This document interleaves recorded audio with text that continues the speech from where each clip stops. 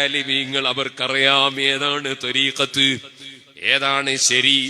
നൂർഷാ ത്വരീഖത്തിനെ സംബന്ധിച്ച് ഞാൻ വിശദമായി കുറച്ചപ്പുറത്ത് കൂട്ടായിയിൽ വെച്ച് അവരെ പുസ്തകങ്ങൾ വായിച്ച് വിശദമായി ഞാൻ മുമ്പ് സംസാരിച്ചിട്ടുണ്ട്. ഇപ്പോഴും ആ പ്രസംഗം കേൾക്കുമല്ലോ. അവരെ പുസ്തകത്തിൽ ഒരുപാട് പിഴച്ച ആശയങ്ങളുണ്ട്, ചെറുതൊന്നുമല്ല. ഈമാൻ കിട്ടി ഭരിക്കാൻ പ്രയാസമാകുന്ന ആശയങ്ങളുണ്ട്. പക്ഷേ സാധാരണക്കാർക്കതറിയില്ല. പടച്ചവന്റെ മുമ്പില് മുസ്ലിയാമാരെ ചോദ്യം ചെയ്യും, വല്ലാതെ ചോദ്യം ചെയ്യും. പഠിച്ച ഇൽമ് ശരിക്ക് തുറന്ന് പറഞ്ഞില്ലെങ്കിൽ അല്ലാഹു തആല ചോദ്യം ചെയ്യും. അത് പേടിച്ചിട്ട് പറയുകയാണ്,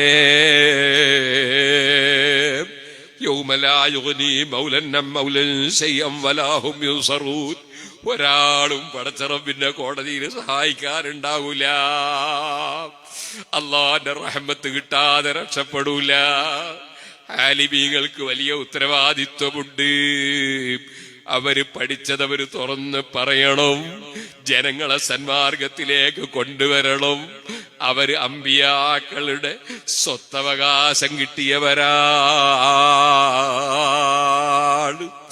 അവര് തുറന്ന് പറഞ്ഞില്ലെങ്കിൽ സാധാരണക്കാര് ആഖിറത്തിൽ വെച്ച് പിടികൂടും. മുസ്ലിയാർ ഞങ്ങളെ നാട്ടിൽ വന്നു, ഞങ്ങൾ സ്റ്റേജ് ഒരുക്കി കൊടുത്തു, ഞങ്ങളതാ മുസ്ലിയാർക്ക് ഭക്ഷണം കൊടുത്തു, കാറിന്റെ വാടക കൊടുത്തു, ചിലപ്പോ മുസ്ലിയാർക്ക് ഹദിയ കൊടുത്തു, എത്ര ബഹുമാനിച്ചു. പക്ഷേ ഞങ്ങളെ ആഖിറം രക്ഷപ്പെടുത്തേണ്ട വിഷയം മുസ്ലിയാര് പറഞ്ഞു തന്നില്ല എന്ന് റബ്ബിന്റെ മുമ്പിൽ കംപ്ലൈന്റ് പറയാൻ അവസരമുണ്ടാക്കിക്കൂടല്ലോ. ഓ മുഅ്മിനീങ്ങളെ, ത്വരീഖത്തുണ്ട്. പക്ഷേ ത്വരീഖത്ത് ആരിൽ നിന്ന് സ്വീകരിക്കണം? എന്ത് ത്വരീഖത്താണ്, ആരാണ്? അതൊക്കെ വലിയ വിഷയമാണ്. മുഹീദ്ദീൻ ശൈഖ് റളിയല്ലാഹു അൻഹു പറഞ്ഞില്ലേ, എടുത്തുദ്ധരിച്ചതാണ്, മല്ലം യകുല്ലഹു ശൈഖുൻ ഫൈബിലീസു ശൈഖു. ഒരു ഗുരുനാഥനില്ലാത്തവന്റെ ഗുരുനാഥൻ ഇബ്ലീസ് ആയിരിക്കും. ഗുരുനാഥൻ വേണം. ഗുരുനാഥൻ വേണം. അപ്പൊ ഗുരുനാഥൻ ഇല്ലാത്തവന്റെ ശൈഖ് അത് ഇബ്ലീസ് ആയിരിക്കും. അപ്പൊ നമുക്ക് നമ്മളെ റൂട്ടിൽ കൊണ്ടുപോകുന്ന ഗുരുനാഥൻ വേണം. അതാരായിരിക്കണം? മുഹീദ്ദീൻ ശൈഖ് റളിയല്ലാഹു അൻഹു പറയാണ്, അതിനാൽ ഫത്തബിഉ ശുയൂഖൽ ഉലമാഅ ബിൽ കിതാബി വസുന്നതി അൽ ആമിലീന ബിഹിമാ. ഖുർആനും സുന്നത്തുമൊക്കെ നന്നായി വിവരമുള്ള, അതനുസരിച്ച് കൃത്യമായി അമലി ചെയ്യുന്ന സുന്നത്ത് ജമാഅത്തിന്റെ പണ്ഡിതന്മാരായ ആലിമീങ്ങളെ നിങ്ങൾ ഗുരുനാഥന്മാരായി പിന്തുടരുക. വിവരമില്ലാത്തവരെ നിങ്ങൾ പിന്തുടരരുത്. അപ്പോ സുഹൃത്തുക്കളെ, എന്താണ് ശരീഅത്തിന്റെ നിയമം? എന്താണ് ത്വരീഖത്ത്? എന്താണ് ഹഖീഖത്ത്? അതിനെക്കുറിച്ചൊന്നും ഒരു വിവരവുമില്ലാതെ മഹാന്മാരായ ഔലിയാക്കളെ ആരിഫീങ്ങളുടെ കിതാബുകൾ മനസ്സിലാക്കാതെ എന്താണ് ഖാദിരിയ ത്വരീഖത്ത്, എന്താണ് റിഫായിയ ത്വരീഖത്ത്, അതൊന്നും പഠിക്കാതെ ഞാനും ശൈഖ് എന്ന് പറഞ്ഞ് പലരും ഇങ്ങനെ ജനങ്ങളെ കൊണ്ടുപോയി ആലിമീങ്ങളെ കുറ്റം പറയുന്നവരാക്കി തീർക്കുന്നു. അവരാഖിറം നഷ്ടപ്പെടാൻ വേറെ എന്തെങ്കിലും വേണോ? ലാ തഗ്തബന്ന ഹദൻ ഫളൻ അനിൽ ഉലമാ വലൗ ബിജഹ്ലിൻ ജറാ في نفسك ولو لا تغتبن أحدا فضلا عن العلماء ولو بسهو لما في لحمهم ضعف إن الضعف إذا ما كنت تأكله ولو بجهل جرى في نفسك التلف. മോനെ, നീ ആരുടെയും കുറ്റം പറയല്ലേ, പൊരുത്തപ്പെടാത്തത് പറയല്ലേ. സുബ്ഹാനല്ലാഹ്, അവൻ കറുത്തവനാണ്, ഇവൻ കുറിയവനാണ്, അവൻ വലിയ പൊക്കമുള്ള ഒരുത്തനാണ്, അല്ലെങ്കിൽ അവൻ ദുഷ്ട സ്വഭാവക്കാരനാണ്. ഇങ്ങനെയുള്ള ഗീബത്തൊന്നും ആരും പറയാൻ പാടില്ല. എന്നാൽ അവിടെയും ഇമാമികൾ പറയാണ്, സുന്നത്ത് ജമാഅത്തിന്റെ വിരോധികളായ കക്ഷികൾ അവരാശയം പ്രചരിപ്പിക്കുമ്പോൾ അവർക്കിന്ന കുറ്റമുണ്ടെന്ന് പറയൽ വുജൂബാണ്. എന്നാൽ ആലിമീങ്ങളെ കുറ്റം പറയലോ,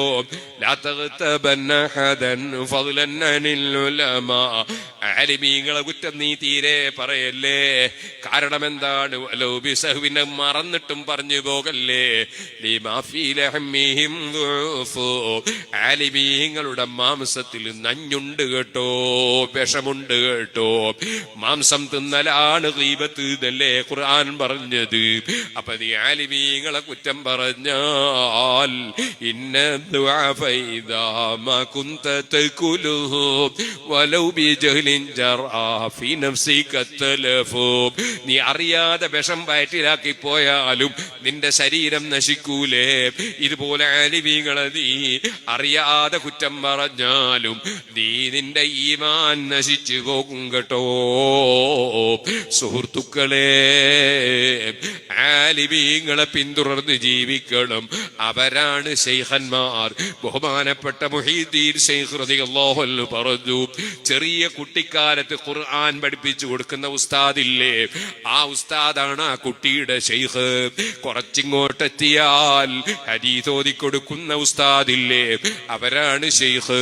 അങ്ങനെ ഓരോരുത്തരും അവരുടെ പദവി ദറജ വർദ്ധിച്ച് ഇൽമിലും അമലിലും വളരെ ദറജ വർദ്ധിച്ച് മനുഷ്യന് അഹങ്കാരമില്ലാതെ, അസൂയയില്ലാതെ, വിദ്വേഷമില്ലാതെ തെളിഞ്ഞ മനസ്സോടുകൂടി അല്ലാഹുവിലേക്ക് ലയിക്കാൻ പറ്റുന്ന ഉന്നതമായ പദവിയിലേക്ക് ഒരാൾ എത്തിയാൽ ഇമാം ഗസ്സാലി റളിയല്ലാഹു അൻഹു വിവരിച്ചത് കാണാം. അതേ, അവന് ഒരു വലിയ മഹാനായ ശൈഖ് വേണം. ആ മഹാനായ ശൈഖ് അതേ, അത് ആർക്കാണ് വേണ്ടത്? ഈ സ്ഥാനത്തെത്തിയവർക്കാണ് വേണ്ടത്. അല്ലാതെ ഒതുവെടുക്കാത്തവന് നിസ്കരിക്കാൻ ഇമാമ് വേണോ? അതേപോലെ തന്നെ ഔറത്ത് മറക്കാത്തവൻ ഇമാമിന്റെ ആവശ്യമുണ്ടോ? ഖിബില മനസ്സിലാകാത്തവൻ ഇമാമിനെ നോക്കി നടക്കേണ്ടതുണ്ടോ? ഓരോരുത്തരുടെയും അതാ പാണ്ഡിത്യവും അവരുടെ ആത്മീയതയുടെയും മഹത്വമനുസരിച്ച് അതിനേക്കാൾ മഹത്വമുള്ള ഗുരുനാഥൻ വേണം. അങ്ങനെ വരുമ്പോൾ നമ്മളൊക്കെ നമ്മളെക്കാൾ വിവരമുള്ള പണ്ഡിതന്മാരെ പിന്തുടർന്ന് ജീവിക്കണം. അതാണ് ശരിയായ തരീഖത്ത്. അങ്ങനെയുള്ള തരീഖത്തിന്റെ മഹാന്മാർ, അവരെ കുറ്റം പറയാൻ പാടില്ല. എന്നാൽ അവരുടെ സ്വഭാവം എന്താണ്? അവരെ വിമർശിച്ചാൽ അവർക്ക് ദേഷ്യം പിടിക്കൂല. കേട്ടിട്ടില്ലേ നിങ്ങൾ ബഹുമാനപ്പെട്ട ഇമാം അതേ സുൽത്താനുൽ ആരിഫീൻ അഹ്മദുൽ കബീർ റിഫാഈ ശൈഖ് റളിയല്ലാഹു അൻഹു ഇബ്രാഹിമുൽ ബുസ്തി എന്ന് പറയുന്ന ഒരാൾ ഒരു കത്ത് കൊടുത്തയച്ചു. ആ കത്തിൽ അതാ റിഫാഈ ശൈഖിനെ വളരെ ആക്ഷേപിച്ചുകൊണ്ട് വിളിക്കുകയാണ്, യാ അഅ്വറു കോങ്കണ്ണ, യാ ദജ്ജാലു, എട ദജ്ജാലേ. അങ്ങനല്ലേ വലിയ ആലിമീങ്ങളെ ദജ്ജാല് എന്നൊക്കെ വിളിക്കുന്ന വിവരം കേട്ടവരില്ലേ? സുബ്ഹാനല്ലാഹ്, യാ ദജ്ജാലു, എട ദജ്ജാലേ. പിന്നെയും വിളിക്കുകയാണ്, യാമൻ ജമാ ബൈന റിജാലി വന്നിസാ, ആണിനെയും പെണ്ണിനെയും കൂട്ടിക്കലർത്തി നടക്കുന്ന മനുഷ്യ. റിഫാഈ ശൈഖ് തങ്ങളെയാണ് ഇങ്ങനെ തോന്നിവാസം വിളിക്കുന്നത്. വിളിച്ച് അവസാനം വിളിച്ച് യാ കൽബിന കൽബ്. അതിന്റെ അർത്ഥം എല്ലാവർക്കും അറിയില്ലേ? കൽബ് എന്ന് പറഞ്ഞാൽ അർത്ഥം എല്ലാവർക്കും അറിയില്ലേ? സുബ്ഹാനല്ലാഹ്, തൊട്ടാൽ 7 പ്രാവശ്യം കഴുകുന്ന ജീവിയില്ലേ നായ, അതാണ് കൽബിന കൽബ്. കൽബിന്റെ മകൻ കൽബേനാ വിളിച്ചത്. സുബ്ഹാനല്ലാഹ്, ഇതൊക്കെ എഴുതിയ കത്ത്, ഈ കത്ത് കിട്ടിയപ്പോ റിഫാഈ ശൈഖിന് ചുണ്ടി പിടിച്ചില്ല. ശരിയായ ശൈഖന്മാരെങ്ങനെയെന്നാ ഞാൻ പറയുന്നത്? ചുണ്ടി പിടിച്ചില്ല. പകരം അതേപോലെ തിരിച്ച് കത്തയച്ചില്ല. എല്ലാം വായിച്ചു കേട്ടപ്പോ കത്തിന് മറുപടി എഴുതാൻ പറയാണ്. എന്താണ് മറുപടി? യാ സയ്യിദി. ഈ ചീത്ത വിളിച്ച ആളെ അങ്ങോട്ട് വിളിക്കുന്നത് സയ്യിദ് എന്നാണ്. യാ സയ്യിദി എന്ന് വിളിച്ചിട്ട് മറുപടിയാണ്. മറുപടിയിൽ എന്താ എഴുതുന്നത്? നിങ്ങളെ കത്ത് ഞാൻ വായിച്ചു. എന്നെ അല്ലാഹു തആല എവിടെയാണോ നിശ്ചയിച്ചത് ഞാൻ അവിടെയുണ്ട്. ഇനി ഞാൻ പറയട്ടെ, എന്നെ കൊണ്ട് നിങ്ങൾക്ക് എന്തെങ്കിലും പ്രയാസം വന്നെങ്കിൽ നിങ്ങൾ എനിക്ക് പൊരുത്തപ്പെടണേ, ഞാൻ നന്നാകാൻ പ്രാർത്ഥിക്കണേ. റിഫായി ശൈഖിന്റെ കത്താണ്. ഈ ചീത്ത എഴുതിയ പണ്ഡിതൻ ഇബ്രാഹിം മുസ്തി എന്നാണ് അദ്ദേഹത്തിന്റെ പേര്. അദ്ദേഹത്തിന് എഴുതിയ കത്താണ്. എന്നിട്ട് മഹാനവറുകൾ ചൊല്ലുകയാണ്, ലസ്തൂബാലി മൻ റബനി ബിരീബതി ഇദാ കുന്തു ഇൻദല്ലാഹി ഖൈറ മുരീബി. പടച്ചവന്റെ അടുക്കൽ ഞാൻ ആരോപണമില്ലാത്തവനാകണം. ആളുകൾ എന്നെ സംശയിച്ച് എന്ത് പറഞ്ഞാലും എനിക്കൊരു പ്രശ്നമല്ല. അതാണ് ശരിയായ ശൈഖന്മാര്. സുഹൃത്തുക്കളെ, അതിന് പകരം അങ്ങനെയുള്ള സ്ഥാനത്താണ് ഞങ്ങളെന്ന് പറഞ്ഞ് ആലിമീങ്ങളെ കുറ്റം പറയുന്ന കുറെ ആളുകളെ ഉണ്ടാക്കുന്ന കക്ഷികൾ അവരൊരിക്കലും ശരിയായ ശൈഖുമല്ല, മുരീദുമല്ല. അങ്ങനെ കുറ്റവാളികളാണ്.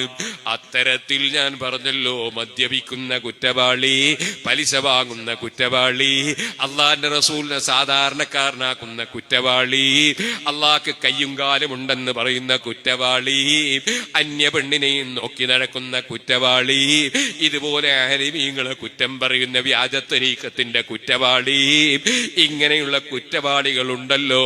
അള്ളാഹ് പറയുന്നു, ഇന്ന ശജറത്തുസ് സഖൂമി തആമുൽ അസീം, കുറ്റവാളികൾക്കുള്ള ഭക്ഷണം സഖൂമാകുന്ന മരമാണ് നബിയേ. സുബ്ഹാനല്ലാഹ്, കാരമുള്ളിനേക്കാളൊക്കെ ഗൗരവമുള്ള മുള്ളാട്. ഇന്ന ശജറത്തുസ് സഖൂമി തആമുൽ ലദീം കൽമുഹ്ലി യഗ്ലി ഫിൽ ബുതൂൽ, അത് വയറ്റിലതാ കഗല്ലിൽ ഹമീം, തിളക്കുന്ന വെള്ളം തിളച്ചു മറിയും പോലെ, ജൈത്തെണ്ണയുടെ കീടം തിളക്കുന്നത് പോലെ വയറ്റിലതിങ്ങനെ തിളച്ചുകൊണ്ടിരിക്കുന്നു. ഇന്ന ശജറത്തുസ് സഖൂമി തആമുൽ ലദീം കൽമുഹ്ലി യഗ്ലി ഫിൽ ബുതൂൻ കഗല്ലിൽ ഹമീം ഖുദൂഹു ഫഅ്തിലൂഹു ഇലാ സവാഇൽ ജഹീം. ഈമാനില്ലാതെ തഖ്വയില്ലാതെ ജീവിച്ചവനല്ലേ, അവനെ പിടിച്ചോളൂ, കെട്ടിക്കോളൂ, നരകത്തിന്റെ മധ്യത്തിലേക്ക് എറിഞ്ഞോളൂ. സുമ്മ സുബ്ബൂ ഫൗഖ റഅസിഹി മിൻ അദാബിൽ ഹമീം, എന്നിട്ട് നല്ല തിളക്കുന്ന വെള്ളം കൊണ്ടുവന്ന്, സുബ്ഹാനല്ലാഹ്, നരകത്തിലെ തിളക്കുന്ന വെള്ളമാണ്. ഇവിടെയുള്ള ചൂടിന്റെ 70 ഇരട്ടി ചൂടുള്ള തീയാണ്, അവിടെ തിളക്കുന്ന വെള്ളമാണ്. അതുകൊണ്ട് വന്നവന്റെ തലയിൽ ഒഴിച്ചു കൊടുക്കാൻ റബ്ബിന്റെ കൽപ്പനയാണ്. സുമ്മ സുബ്ബൂ ഫൗഖ റഅസിഹി മിൻ അദാബിൽ ഹമീം. എന്നിട്ട് അവനോട് ചോദിക്കാൻ അല്ലാഹ് പറയാണ്,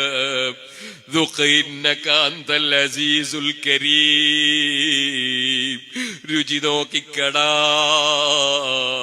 നീ വലിയ ഇസ്സത്തുള്ളവനായി നടന്നതല്ലേ, നീ വലിയ മാന്യനായി നീങ്ങിയതല്ലേ. സുബ്ഹാനല്ലാഹ്, നിനക്ക് ആലിമീങ്ങളോട് പുച്ഛമല്ലേ, മുതഅല്ലിമീങ്ങളോട് നിസ്സാരതയല്ലേ, സുന്നത്ത് ജമാഅത്തിന്റെ പ്രവർത്തനം നടത്തുന്നവരോട് നീ ഇൻസൾട്ടാക്കുകയല്ലേ, നീ വലിയ ആളായി പോയിട്ടുള്ള ധാരണയല്ലേ.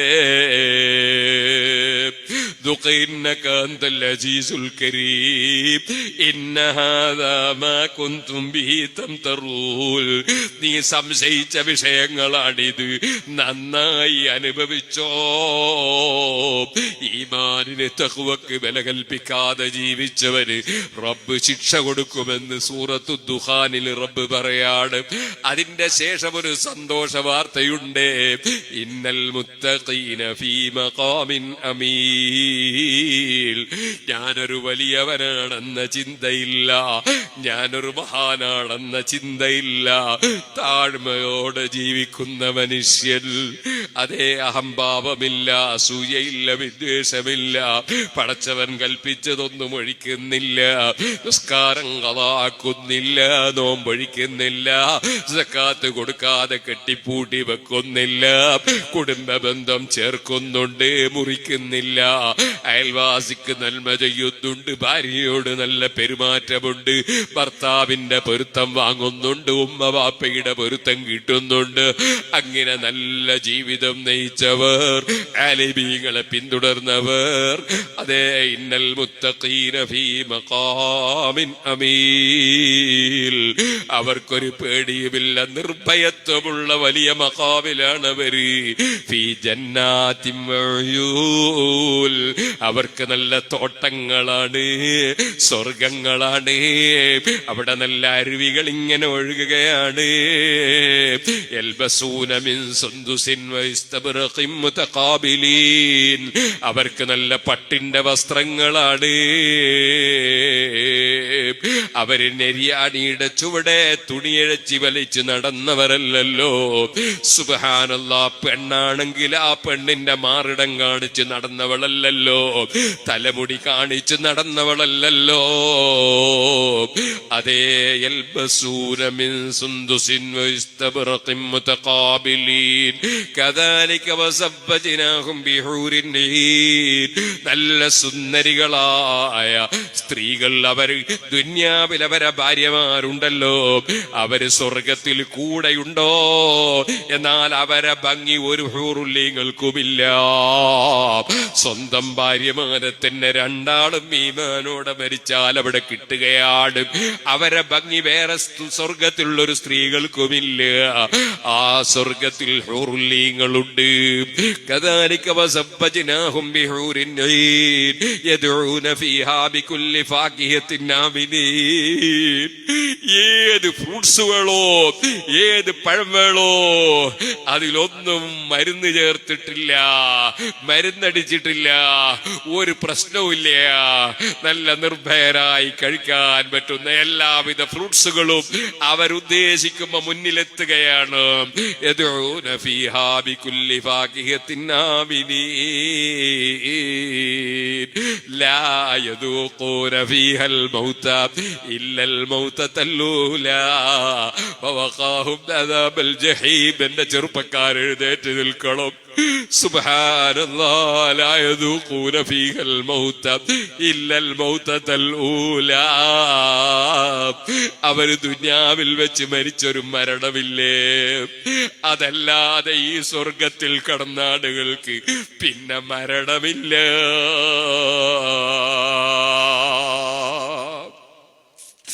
എത്ര കോടി കോടി കോടി കൊല്ലം കഴിഞ്ഞാലും സ്വർഗത്തിൽ കടന്നവർക്ക് പിന്നെ മരണമില്ല.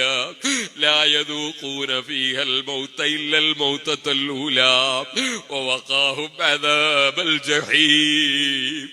ഈ സ്വർഗം കിട്ടിയത് പോരല്ലോ, ആ നരകത്തിൽ നിന്ന് അല്ലാഹു രക്ഷപ്പെടുത്തിയിട്ടല്ലേ ഈ സ്വർഗം കൊടുത്തത്.